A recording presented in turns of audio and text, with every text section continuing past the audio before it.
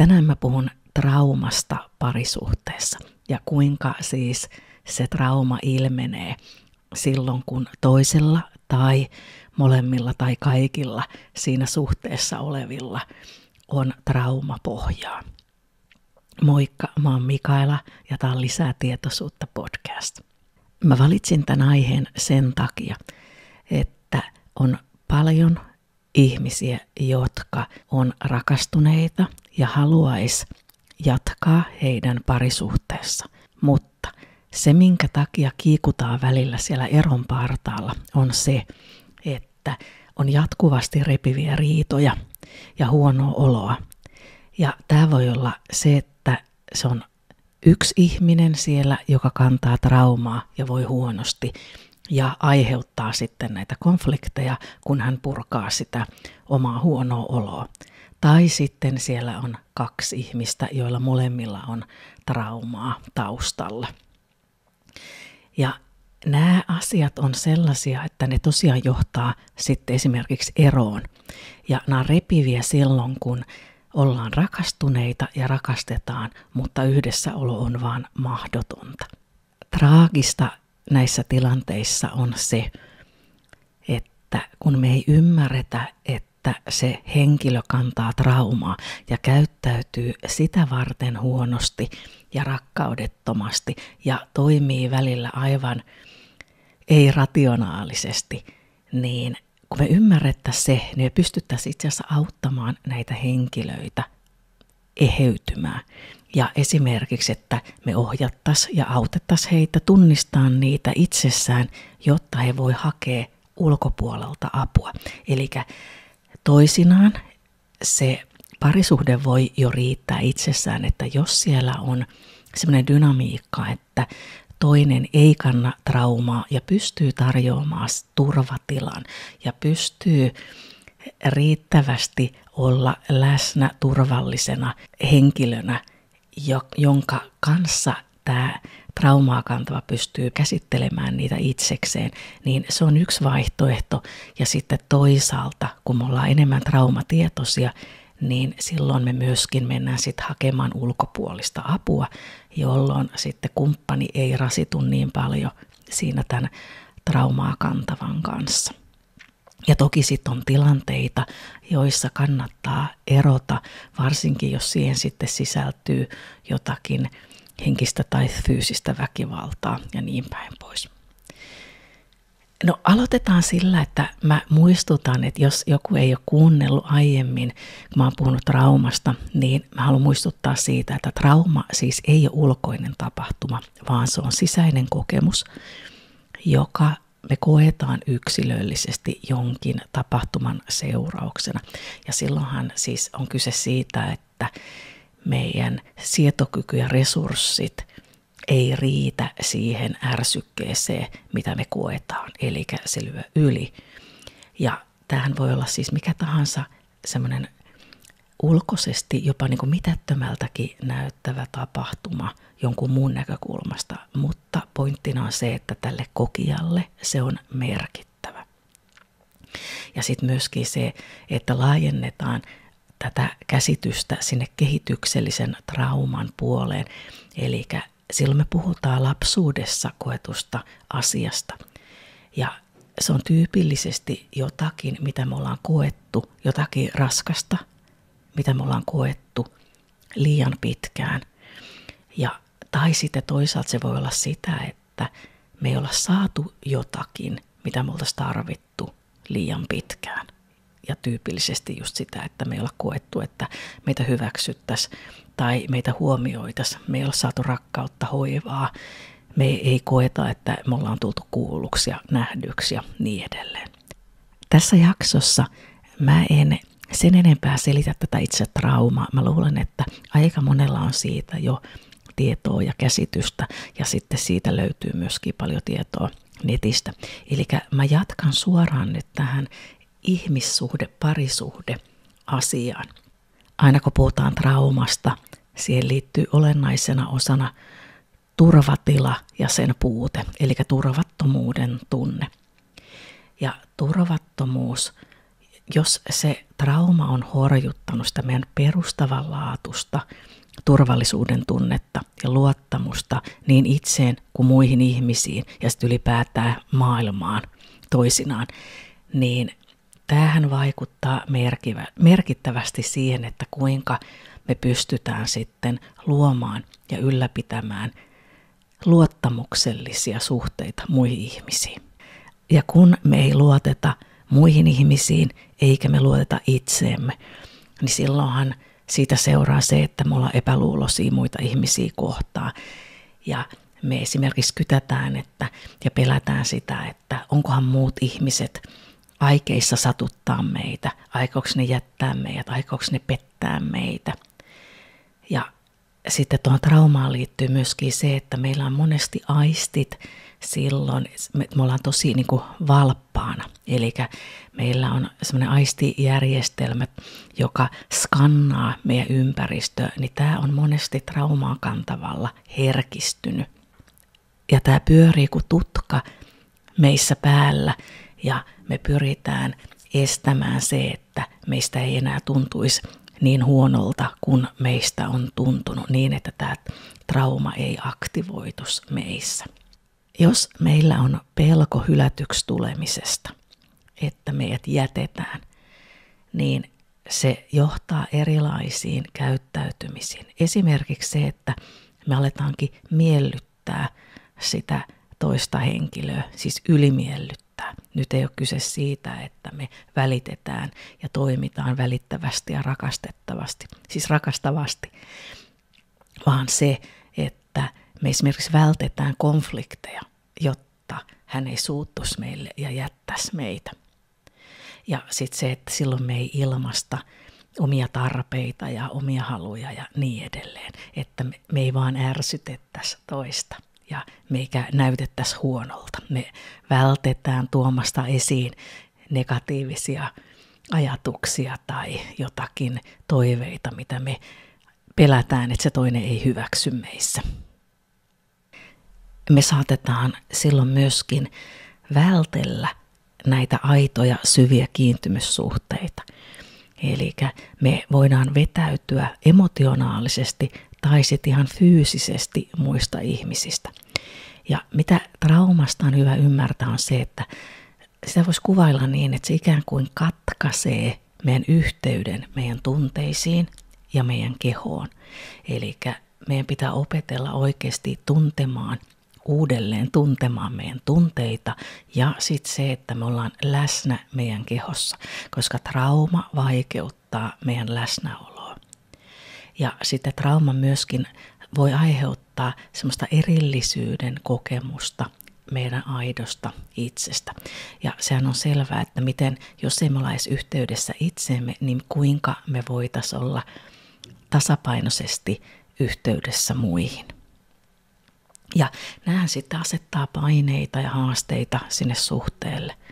Esimerkiksi se, että jos se traumaa kokenut kumppani vetäytyy emotionaalisesti tai haluaa pysyä etäällä toisesta fyysisesti, niin totta kai sen ymmärtää, että silloin partneri kokee myöskin sitten taas hylkäämistä, hylätyksi tulemista ja ihmettelee, että mistä on kyse ja tunnistaa tai tulkitsee sen niin, että siellä ei ole rakkautta ja niin edelleen. Ja sitten se, että jos henkilö välttelee sitä kommunikointia, niin jos ei meillä ole avointa ja rehellistä keskustelua siinä suhteessa, niin se taas tuo ihan uudenlaiset haasteet ja vaikeudet. Ja sitten myöskin tämä traumaa kokenut henkilö, niin sen lisäksi, että se saattaa välttää niitä vaikeitakin keskusteluja, niin siellä voi olla sellaista vaikeaselkoisuutta hänen tunteiden ilmaisemisessa. Eli silloin monesti tämä toinen osapuoli tässä suhteessa kokee, että hän ei saa nyt yhtään selkoa, että mitä sä yrität sanoa ja mistä tässä on kyse. Mikä tämän tekee sitten myöskin kumppanille vaikeaksi ja usein turhauttaa, on se, että tämä traumaa kantava käyttäytyy niin, että hän välillä saattaa olla niin sanotusti läsnä ja hyvinkin niin kuin tasapainoisesti siinä suhteessa, mutta sitten taas tulee se aika, kun hän yhtäkkiä vetäytyy ja sitten hylkii sitä toisen läheisyyshaluja. Eli siellä toistuu tämmöinen jännä kaava. Ja ne voi olla voimakkaita vaihteluja siinä, että yhtäkkiä hän haluaa kauheasti kiintymystä ja hellyyttä ja rakkautta, ja sitten yhtäkkiä hän ottaakin etäisyyttä. Niin kuin mä sanoin, traumaan liittyy se turvattomuus ja myöskin sitten luottamuksen puute. Ja sehän johtaa yleensä meillä tarpeeseen sitten hallita ja kontrolloida meidän ympäristöä, tilanteita ja muita ihmisiä. Eli siellä on takana se pelko, että me menetetään hallinta ja että me taas koetaan jotakin huonoa, me taas ollaan uhrina.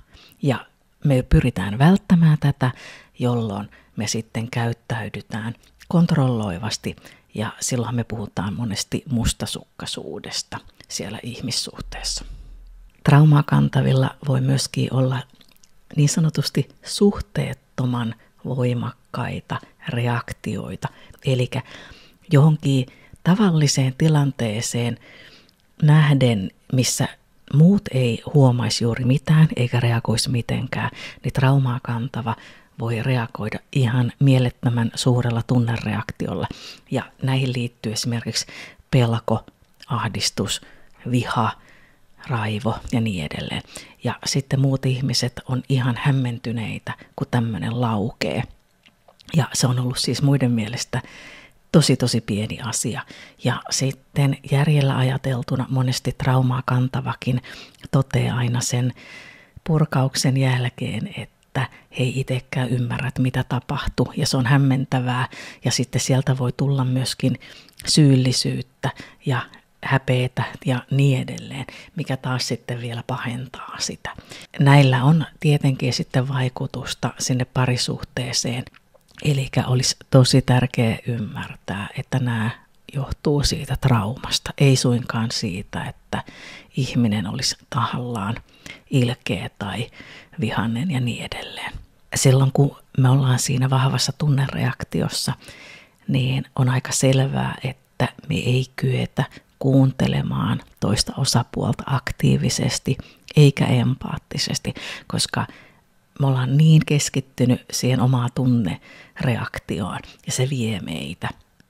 Voimakkaassa tunnereaktiossa me myöskin helposti sit otetaan käyttöön erilaiset defenssit, jolloin me syytetään muita ihmisiä, meidän puolisoa, ja sitten me esimerkiksi puolustetaan itteemme tosi voimakkaasti, että jos sieltä tulee jotakin sitten taas vasta syytöksiä, niin me ollaan siellä defensseissä ja keskitytään vaan siihen, että me puolustetaan itsemme, jolloin me ei kyetä kuuntelemaan toisen osapuolen sanomisia, eikä pystytä näkemään hänen näkökulmaa ja kantaa siihen.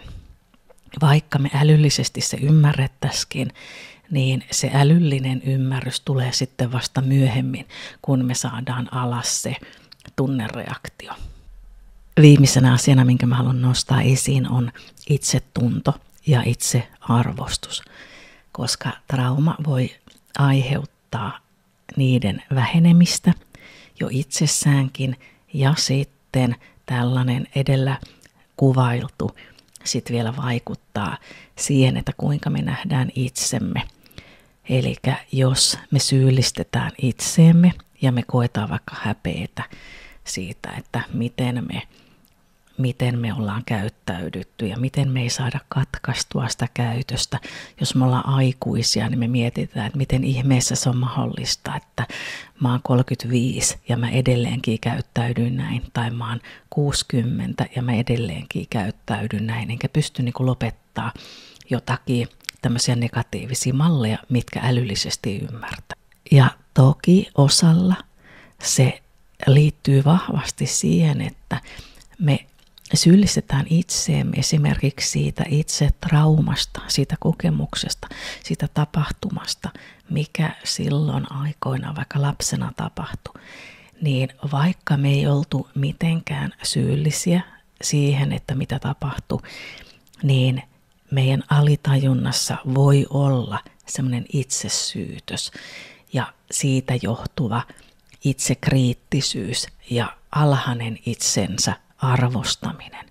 Ja jos ei me arvosteta itseemme, niin tämähän on olennaista siksi, että kuinka me sallitaan muiden kohdella meitä. Tähän voi liittyä epävarmuus siitä, että henkilö miettii, että onko hän hyväksytty tai rakastettu. Ja vaikka sitä kuinka partneri esimerkiksi kertoisi, eli siellä voi hyvinkin olla partneri, joka aidosti välittää, aidosti rakastaa ja sanoo sitä, ilmaisee sitä eri teoin, mutta traumaa kantava ei edes pysty sitä uskomaan, vaan kyseenalaistaa sitä jatkuvasti, vaikka sitä kuinka toinen yrittäisi vakuuttaa. Ja tämän takana on uskomuksia ja pelkoja siitä, että onko hän ylipäätään rakastettava ihminen. Kuka häntä pitäisi arvokkaana, kuka hänestä välittäisi, kuka voisi rakastua häneen aidosti, koska siellä on taustalla alitajuisia uskomuksia siitä, että hän syystä tai toisesta ei ole rakastettava ihan aidosti. Ja jos joku kertoo hänelle niin siihen liittyy joku muu asia, että toinen haluaa häneltä jotain tai toinen on vaan ystävällinen tai kohtelias tai tarvitsee häneltä jotain muuta. Trauma on haastava aihe kaiken kaikkiaankin, koska me ollaan kaikki yksilöitä. Trauma koetaan ja se ilmenee tosi eri lailla. Se voi olla mitä tahansa 0 ja 100 välillä siinä meidän kokemuksessa ja niin edelleen. Mä haluan nostaa esiin semmoisen ilmiön kuin traumaside tai traumasidos. Mä puhun traumapondauksesta ihmisten välillä.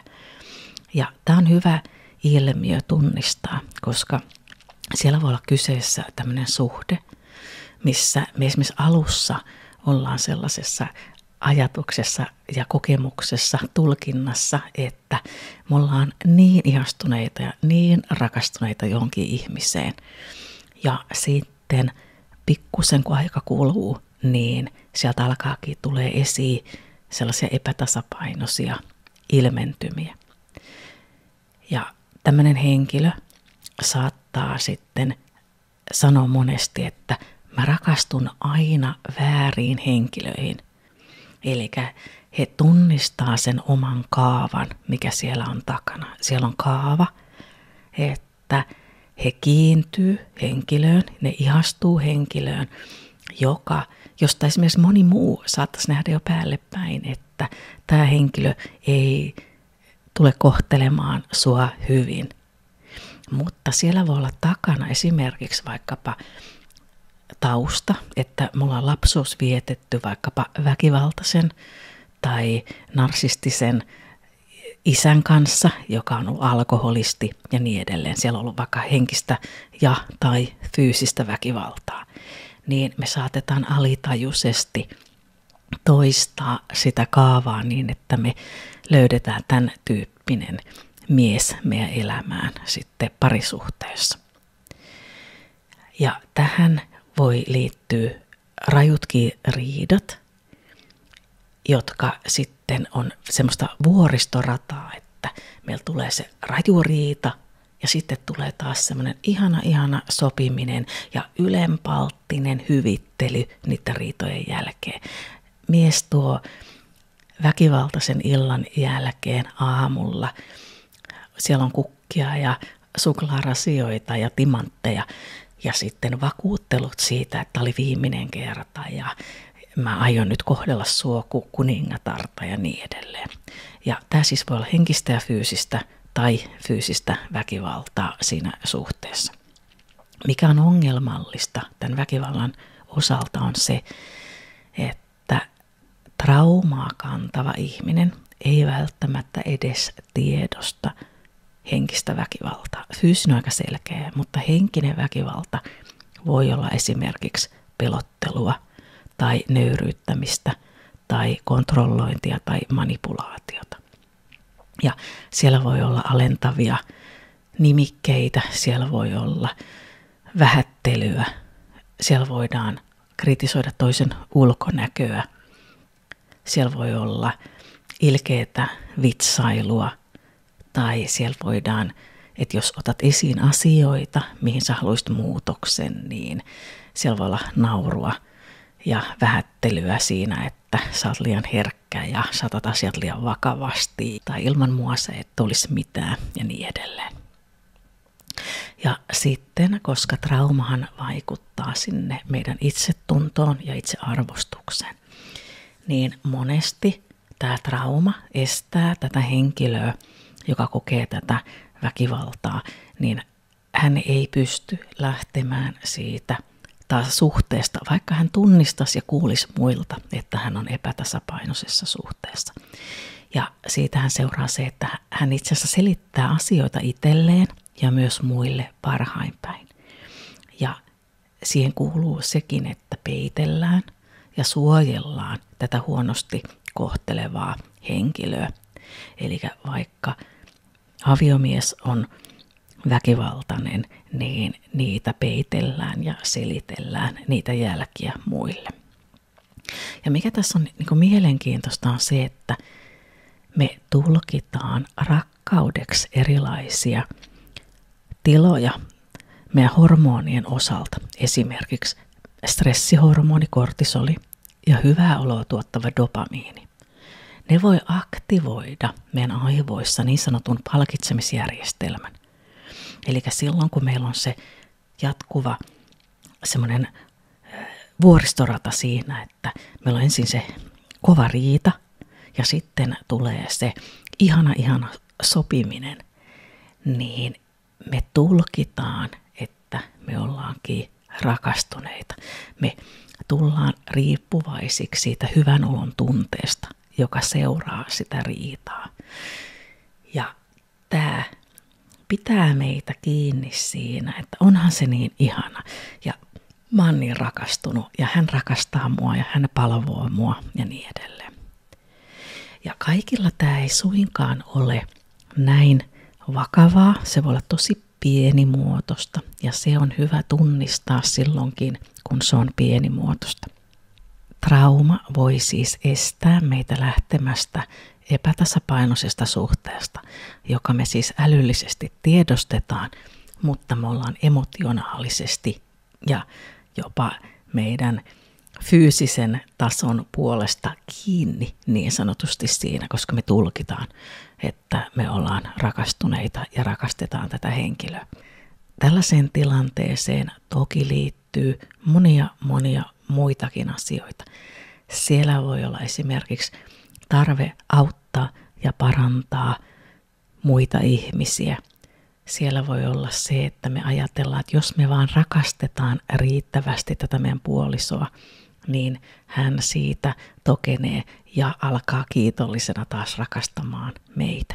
Eli kun kyse on siellä kahdesta traumatisoituneesta henkilöstä, niin toisella tai molemmilla voi olla tämmöinen ajatus. Ja silti se ongelma on siinä, että koska kumpikaan ei tiedosta näitä asioita, eikä kumpikaan kykene löytämään itsestään sitä turvatilaa, ja kumpikaan ei kykene rauhoittamaan omaa hermostoa niin, että pystyisi olemaan rauhallinen, turvallinen tuki sille toiselle, niin siitä seuraa se, että me vaan pyöritään sitä samaa kehää, missä molemmat on reaktiivisessa tilassa ja reagoi tunteella ja ylitunteellisesti tilanteisiin. Ja sitten myöskin se, että kun se trauma värittää meidän tulkintoja, niin siinä voi olla aika haasteellista yrittää keskenään parantaa toinen toisiaan ja itseä. Eli mä kyllä lämpimästi suosittelen sitä, että ensinnäkin, jos on väkivaltaa, niin kannattaa hetkeksi ainakin puhaltaa peli poikki ja mennä rauhallisesti etsimään sitä omaa turvatilaa. Ja sitten katsoa, että miten tästä mennään eteenpäin. Eli se on aina ensimmäinen, että että meidän pitäisi löytää itsellemme se turvatila ja että meidän kotona tulisi olla se turvatila. Eli kannattaa lähteä silloin miettimään, että miten mä sen itselleni luon. Ja se voi olla se, että kannattaa pitää breikki ainakin siitä suhteesta. Ja sitten toinen on se, että ammattiapu on usein erittäin hyvä ratkaisu siihen, että me päästään eteenpäin tässä tehokkaasti ja mahdollisimman terveellä pohjalla. Ja sitten se myöskin nopeuttaa sitä aika lailla. Eli ulkopuolinen apu on yleensä se, mikä auttaa parhaiten. Enkä sano sitä ollenkaan, etteikö ainakin lievistä traumoista selvisi myöskin itse. Mutta kannattaa sitä pohtia, mikä on itselle se paras etenemismuoto. Mä haluan ehdottomasti lopettaa tämän positiivisella moodilla. Eli vaikka me ollaan koettu sitä turvan järkkymistä, vaikka me ollaan menetetty luottamus, vaikka me ollaan koettu järkyttäviä asioita, niin meillä on aina mahdollisuus näistä eheytyä, parantua ja löytää se tasapainotila.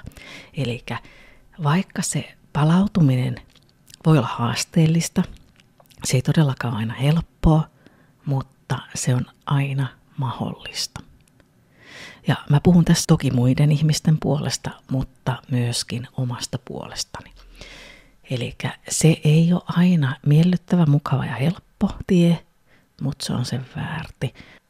Traumoista eheytyminen on esimerkiksi mulle mahdollistanut sen, että mä elän elämäni parasta aikaa ihanassa rakkaussuhteessa, jossa molemmat osapuolet on tasapainossa ja kykenee täysillä rakastamaan itseä ja sitä toista. Jos sulla heräsi jotain kysymyksiä, ajatuksia, niin kommentoi. Ja jos tykkäsit tästä, niin anna peukkua ja tilaa kanava. Kiitos kun olit mukana. Moikka!